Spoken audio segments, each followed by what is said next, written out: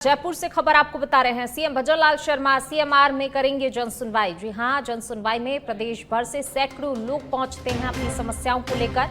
जन सुनवाई के बाद सीएम मुलाकात करेंगे। जनप्रतिनिधि, पार्टी पदाधिकारियों, सामाजिक संगठनों के सदस्यों से मुलाकात करेंगे सीएम भजनलाल शर्मा। जयपुर से खबर आपको बता रहे हैं। जन सुनवाई करेंगे सीएम भजनलाल शर्मा। प्रदेश भर से सैकड़ों लोग पहुंचेंगे अपनी समस्याओं को लेकर। समस्याओं का हालांकि देखिए कई बार त्वरित निराकरण भी मुख्यमंत्री द्वारा किया जाता है। कई बार विभाग से संबंधित अधिकारियों को दिशा निर्देश देते हैं और जल्द से जल्द समस्याओं को समाधान करने के अधिकारियों को दिशा निर्देश मुख्यमंत्री की तरफ से दिए जाते हैं। एक बार फिर लोग पहुंचेंगे अपनी समस्याओं को लेकर। जनप्रतिनिधि, पार्टी पदाधिकारियों और सामाजिक संगठनों के सदस्यों से मुलाकात भी करेंगे सीएम।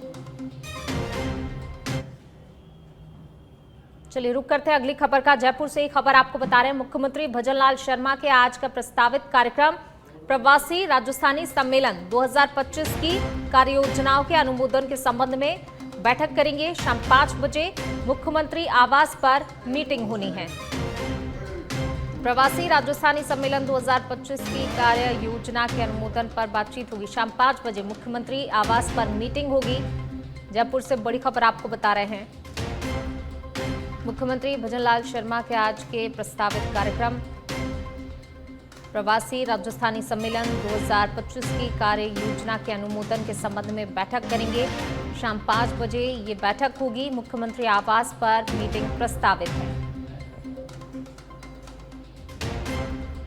मुख्यमंत्री भजनलाल शर्मा के आज के प्रस्तावित कार्यक्रम है। देखिए शाम 5 बजे महत्वपूर्ण बैठक प्रवासी राजस्थानी सम्मेलन 2025 की कार्ययोजना के अनुमोदन के संबंध में बैठक होगी। मुख्यमंत्री आवास पर यह बैठक आयोजित की गई है।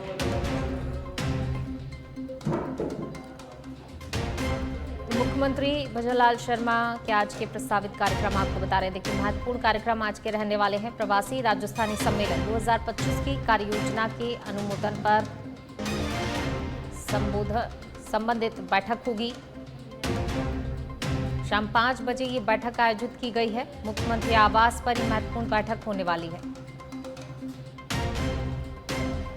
प्रवासी राजस्थानी सम्मेलन 2025 की कार्ययोजना के अनुमोदन के संबंध में ये बैठक रखी गई है। शाम 5 बजे का समय निर्धारित किया गया है बैठक के लिए। मुख्यमंत्री आवास पर यह महत्वपूर्ण बैठक होने जा रही है।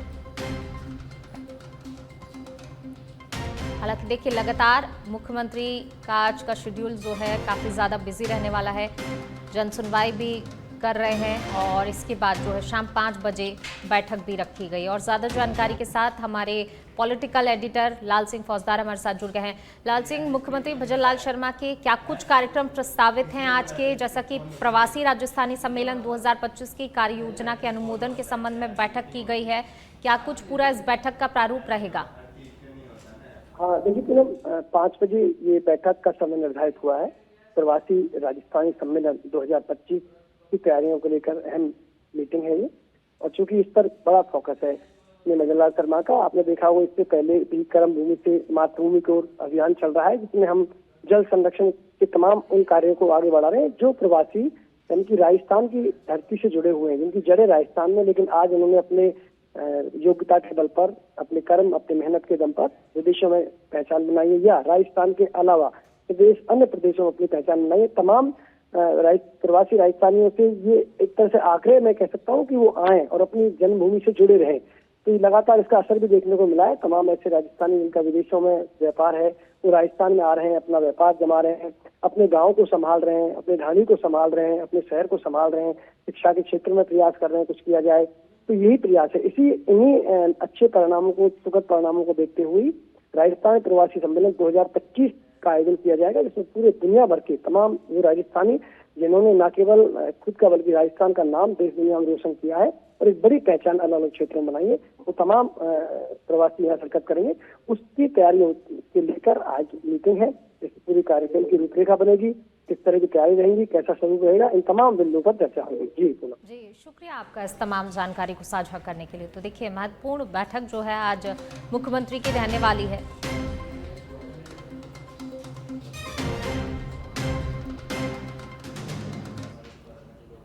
चलिए रुक करेंगे अगली बड़ी खबर का। प्रदेश में एक बार फिर बड़े स्तर पर ब्यूरोक्रेसी में बदलाव होगा। जल्द जारी हो सकती है आईएएस अधिकारियों की तबादला सूची।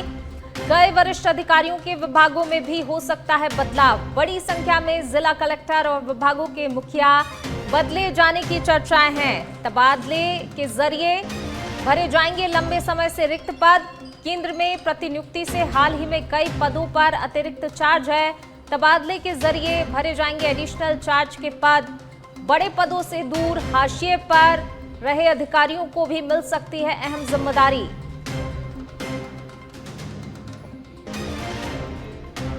तो देखिए एक बार फिर से ब्यूरोक्रेसी में बदलाव देखने को मिल सकता है। तबादले के जरिए एडिशनल चार्ज के पद भरे जाएंगे। कई आईएएस अधिकारियों के यहां पर तबादले की चर्चाएं अब जोर पकड़ रही हैं। बड़े पदों से दूर हाशिए पर रहे अधिकारियों को भी अहम जिम्मेदारी यहां पर दी जा सकती है। प्रदेश में एक बार फिर से बड़े स्तर पर ब्यूरोक्रेसी में बदलाव होगा और इसकी चर्चाएं अब जोर पकड़ती नजर आ रही हैं और जल्द ही जारी हो सकती है आईएएस अधिकारियों की तबादला सूची। कई वरिष्ठ अधिकारियों के विभागों में भी बदलाव हो सकता है और इसको लेकर चर्चाओं का बाजार गर्म। और ज्यादा जानकारी के साथ हमारे एसोसिएट एडिटर निजाम हमारे साथ जुड़ गए हैं। निजाम, देखिए बड़ी संख्या में आईएएस अफसरों के तबादले की बात सामने आ रही है। चर्चाओं का बाजार गर्म है कि ब्यूरोक्रेसी में बड़े स्तर पर बदलाव देखने को मिल सकता है। देखिए कि अप्रैल और मई में भी एक एक लिस्ट निकली थी, लेकिन अब जो है एक बड़ी लिस्ट, जंबो लिस्ट निकलने की तैयारी है। क्योंकि लगातार देखिए पिछले 2 महीने में करीब 11 जो बड़े वरिष्ठ आईएएस और आईपीएस अधिकारी हैं उनको केंद्र में प्रतिनियुक्ति दी गई है, जिसके चलते करीब 17 से ज्यादा वरिष्ठ अधिकारियों के पास एक से ज्यादा डिपार्टमेंट है, उनको अतिरिक्त चार्ज दिया गया। करीब 57 ऐसे वरिष्ठ आईएएस अधिकारी हैं जिनके पास जो है अलग अलग ज्यादा डिपार्टमेंट की जिम्मेदारी है। तो ऐसे में अब लंबे समय से बात चल रही है और पिछले शनिवार और रविवार को लगातार 2 दिन तक जो है मुख्यमंत्री आवास में भी इसको लेकर चर्चा हुई है। कई आईएएस अफसर जो हैं अभी फिलहाल कह सकते हैं कि उनकी जिनकी केंद्र में प्रतिनियुक्ति हुई है उनके पोस्टों पे जो बड़ी पोस्टें हैं वहां पे भी अभी अतिरिक्त चार्ज है। ऐसे में अब ये नई लिस्ट जारी होगी और जिसके जरिए माना जा रहा है कि आज देर रात या फिर कल तक ये जारी हो सकती है और इसमें एक लंबी कह सकते हैं जंबो लिस्ट जो है आईएएस और आईपीएस की सामने आ सकती है, ताकि इसके जरिए न केवल जो डिपार्टमेंट है जो जिसमें अतिरिक्त चार्ज है, जिसमें रिक्त पद है उनको भरे जाए, बल्कि इसके अलावा एक और बात सामने आ रही है कि कुछ जो डिपार्टमेंट है उन डिपार्टमेंट को आपस में जोड़ा जा सकता है। जैसे नगरीय विकास और स्वायत्त शासन विभाग है उनको मर्ज करके एक विभाग ही बना सकते हैं। और इसके साथ ही जैसे पंचायत राज और ग्रामीण विकास का अलग अलग था, लेकिन अब इसमें भी बात आ रही है कि क्या सरकार जो है इनको एक करेगी, लेकिन इस पर अभी सवाल है। लेकिन नगरीय विकास और स्वायत्त शासन विभाग को एक करने की चर्चाएं चल रही है और कई ऐसे पद हैं जिन पे कि लंबे समय से जो है जिला कलेक्टर जो बने हुए हैं उनको भी जो है अपने पद से हटाकर उनको वरिष्ठता के अनुसार उनको बदलाव किया जा सकता है। कई ऐसे आईपीएस है, कई ऐसे एसपी है जिनको 2.5 से 3 साल हो चुके हैं, उनको भी है जो इस लिस्ट में जो बदले जाने की संभावनाएं हैं। और इसके साथ ही जो वरिष्ठ अधिकारी हैं, वरिष्ठ आईएएस और आईपीएस है, उनको बड़े पदों पर जो है जिम्मेदारी दी जा सकती है। जी शुक्रिया आपका इस तमाम जानकारी को साझा करने के लिए। राज्यपाल हरिभाऊ बागड़े का सवाई माधोपुर दौरा। सवाई माधोपुर जिला कलेक्ट्रेट पहुंचे हैं हरिभाऊ बागड़े। प्रशासनिक अधिकारी ने गुलदस्ता देकर उनका स्वागत सम्मान किया। केंद्र एवं राज्य सरकार की योजनाओं और कार्यक्रमों की प्रगति की समीक्षा बैठक लेंगे। कलेक्टर सभागार में बैठक आयोजित होगी। महत्वपूर्ण दौरा। राज्यपाल हरिभाऊ बागड़े का केंद्र एवं राज्य सरकार की योजनाओं और कार्यक्रमों की प्रगति की समीक्षा बैठक लेने के लिए पहुंचे हैं। कलेक्टर सभागार में महत्वपूर्ण बैठक आयोजित की गई है। तो देखिए सबसे पहले पहुंचने पर उनका जोरदार स्वागत यहां पर किया गया। फूलों का गुलदस्ता उन्हें भेंट कर उनका स्वागत किया गया। सवाई माधोपुर के दौरे पर हैं राज्यपाल, जिला कलेक्ट्रेट पहुंचे हैं हरिभाऊ बागड़े। इस दौरान देखिए उन्हें जो है सम्मान दिया गया, उनका स्वागत किया गया। प्रशासनिक अधिकारी ने गुलदस्ता देकर उनका स्वागत किया है और अब से कुछ ही देर बाद वो बैठक लेंगे। केंद्र एवं राज्य सरकार की योजनाओं और कार्यक्रमों की प्रगति की समीक्षा बैठक करेंगे। तो देखिए लगातार जो है कहा जाता है कि डबल इंजन की सरकार है, लगातार योजनाएं चला रही है। तो वो योजनाएं जो हैं किस तरीके से उन योजनाओं को लेकर काम किया जा रहा है, किस तरीके से क्रियान्वित की जा रही हैं योजनाएं, इन सभी चीज़ों को लेकर समीक्षा बैठक करेंगे। प्रगति कहाँ तक हुई है विकास कार्यों को लेकर, तो एक फीडबैक लिया जाएगा, समीक्षा बैठक की जाएगी, चर्चा की जाएगी और आगामी समय में किस तरीके से जो है काम करना है योजनाओं को लेकर, योजनाओं के क्रियान्वयन को लेकर, उसको लेकर भी यहाँ पर चर्चा होगी।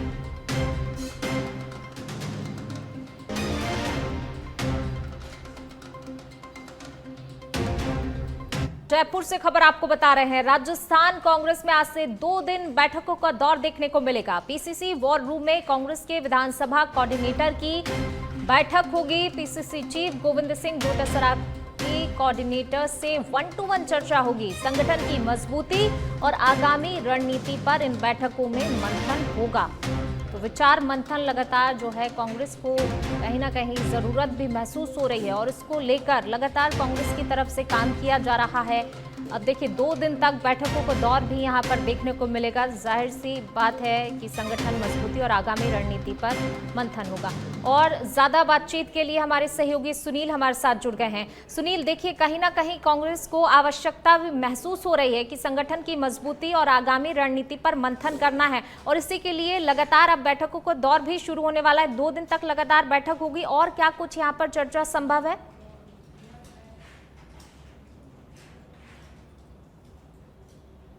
बिल्कुल पूनम, देखिए कांग्रेस पिछले कुछ महीनों से लगातार जो संगठन की जो गतिविधियां हैं उनको और ज्यादा सक्रिय करने के लिए लगातार बैठकें कर रही है।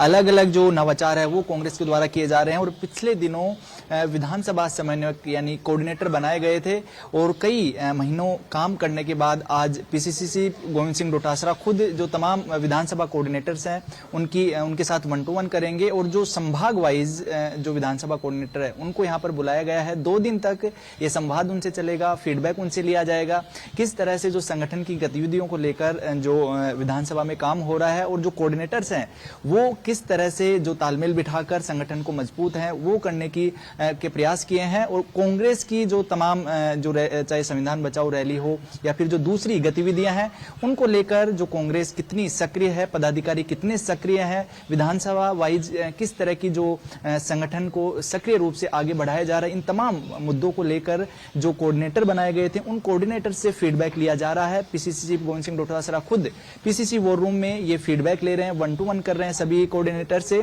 तो बड़ी बात यही है कि कांग्रेस हम जो अपनी परिपाटी चली है, पहले कांग्रेस इतना सक्रिय नहीं रहती थी। कांग्रेस का जो एक सेट फॉर्मूला था, ज्यादातर देखा जाता था कि जो जातीय समीकरण है उसके आधार पर कांग्रेस जो जीत तक पहुंचने की कोशिश करती थी, लेकिन अब धरातल पर काम कर रही है। संगठन की मजबूती के लिए किस तरह के नवाचार होने चाहिए उन पर काम कर रही है। साथ ही साथ जो नियुक्तियां हुई हैं उन नियुक्तियों को लेकर जो जिनको जो टास्क दी गई है वो टास्क पूरी हो पा रही है या नहीं हो पा रही है उसको लेकर फीडबैक लिया जा रहा है। यानी सीधा मॉनिटरिंग है उसको तेज यहां पर कांग्रेस कर रही है और उसी जो मॉनिटरिंग का नतीजा है कि खुद पीसीसी चीफ गोविंद सिंह डोटासरा है वो 1-to-1 जो कोऑर्डिनेटर्स के साथ वो कर रहे हैं। यहां से ये तय होगा कि जो कोऑर्डिनेटर्स फीडबैक देंगे कि विधानसभा में कौन जो पदाधिकारी है वो सक्रिय है और कौन निष्क्रिय है। सक्रिय जो पदाधिकारी हैं, जो कांग्रेस के कार्यकर्ता हैं, उनको यहां पर प्रमोट किया जाएगा और जो निष्क्रिय लोग हैं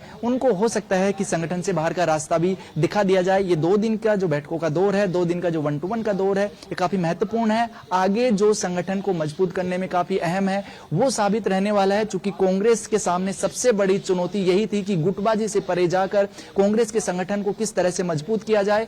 कांग्रेस की जो रणनीति है, जो चलती हुई रणनीति आई है, उसमें किस तरह का बदलाव किया जाए, क्योंकि अन्य पार्टियों के मुकाबले कहीं ना कहीं कांग्रेस जमीनी स्तर पर संगठनात्मक दृष्टिकोण से कमजोर होती दिख रही थी। कांग्रेस के पास जो जन समर्थन था वो कमजोर होता जा रहा था, जो उसका जो पारंपरिक वोट बैंक है वो भी कहीं ना कहीं छिटक रहा था। तो इन सभी से सीख लेते हुए कांग्रेस नवाचार कर रही है और उसी नवाचार के तहत ये 1-to-1 किया जा रहा है। इस 1-to-1 के बाद आगे संगठन में किस तरह की गतिविधियां होनी है, किस तरह से मजबूती के लिए नए जो कार्यक्रम है वो चलाए जाएंगे, ये आज यहाँ पर तय होगा। पूनम। सुनील, जैसा कि आपने कहा, देखिए एक चीज का मैं यहाँ पर जिक्र करना चाहूंगी, क्योंकि आपने भी यहाँ पर कहा कि जो सक्रिय हैं उन्हें जो है आगे किस तरीके से काम किया जाना है उसको, और जो निष्क्रिय हैं उन्हें बाहर का रास्ता दिखाया जाएगा। यहाँ पर एक चीज आपसे समझना चाहूंगी, अभी कुछ दिनों पहले राहुल गांधी का जब मध्य प्रदेश का दौरा था, भोपाल वो पहुंचे हुए थे, इशारा उन्होंने यही किया था।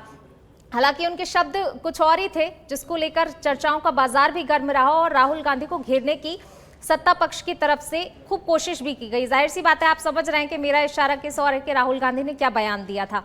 क्या उन्हीं के इस बयान को लेकर जो है अब आगे कांग्रेस काम कर रही है कि जो 3 कैटेगरी उन्होंने डिवाइड की थी कि बारात का घोड़ा और रेस वाला घोड़ा और जो है लंगड़ा घोड़ा, तो अब ये उसी की कवायद शुरू माने कि निष्क्रिय जो हैं उन्हें रिटायरमेंट कर दिया जाएगा, रिटायर कर दिया जाएगा?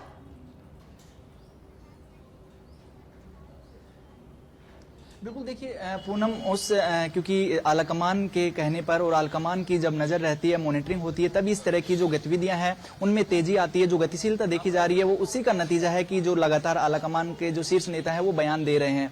अगर राहुल गांधी के बयान का जिक्र करें तो चूंकि यहाँ पर उम्र से बहुत ज्यादा सक्रियता का पैमाना नहीं होता है, यहाँ पर जो आज की जो 1-to-1 है उसका खास यही है कि जो लोग जमीनी स्तर पर कितना काम कर रहे हैं, कितना एक्टिवली संगठन को मजबूत करने का काम कर रहे हैं, और जो प्रदेश कांग्रेस कमेटी के द्वारा या फिर एआईसीसी के द्वारा जो मुहिम चलाई जा रही है, चाहे कुछ जो प्रोग्राम है, जो कार्यक्रम है, रैलियां हैं वो चलाई जा रही है, उनमें कितना बढ़ चढ़कर जो पदाधिकारी है वो सक्रिय हो रहे हैं और बाकी लोगों को जोड़ रहे हैं, आम लोगों तक पहुंच रहे हैं, ये देखना होगा। इस तरह की सक्रियता और निष्क्रियता का पैमाना यहाँ पर सेट किया गया है। और चूंकि विधानसभा कोऑर्डिनेटर इसीलिए लगाए गए थे कि कौन जो पदाधिकारी है वो विधानसभा स्तर पर, ब्लॉक स्तर पर काम कर रहा है और कौन निष्क्रिय है। आज तमाम जो कोऑर्डिनेटर्स हैं, क्योंकि राजस्थान की तमाम जो विधानसभा है उन विधानसभा वाइज कोऑर्डिनेटर लगाए गए थे, उन सब विधानसभा कोऑर्डिनेटर्स को बुलाया गया है। चूंकि 2 दिन चलेगा, 3 संभाग के कोऑर्डिनेटर्स की आज बैठक होगी और 4 संभाग के कोऑर्डिनेटर्स की कल जो बैठक है वो होनी है। तो इसमें यही कोशिश की जाएगी कि जो काम नहीं कर रहे हैं उनके लिए एक मैसेज जाए कि अगर संगठन में काम करना है, संगठन में रहना है, तो आपको सक्रिय रहना पड़ेगा। जो पुरानी परिपाटी है उससे हटकर काम करना पड़ेगा और संगठन की मजबूती के लिए पूरी जी जान वो लगानी पड़ेगी। क्योंकि इस तरह की जो बैठकें होती हैं, इस तरह का संवाद होता है, वो साफ तौर पर निष्क्रिय जो पदाधिकारी है उनके लिए शक्ति का मैसेज देता है। दूसरी तरफ जो सक्रिय होकर काम कर रहे हैं उनको भी मोटिवेट करता है कि आगे संगठन में अगर काम करेंगे तो प्रमोशन यहां पर मिल सकता है। और कांग्रेस के लिए इन सबसे परे सबसे जरूरी बात पूनम यही है कि कांग्रेस के लिए बेहद खास है इस तरह की बैठकें, इस तरह के जो 1-to-1 फीडबैक। इसी से कांग्रेस, क्योंकि अभी काफी कमजोर स्थिति में है, वो पहुंच चुकी है और जो मजबूत है वो यहीं से होगा। यही जो फीडबैक मिलेंगे, इन फीडबैक के आधार पर यह तय होगा कि किस तरह से जो नए लोगों को जिम्मेदारी देनी है और जो पुराने लोग हैं जो काम नहीं कर रहे हैं उनको किस तरह से संगठन से बाहर किया जाएगा।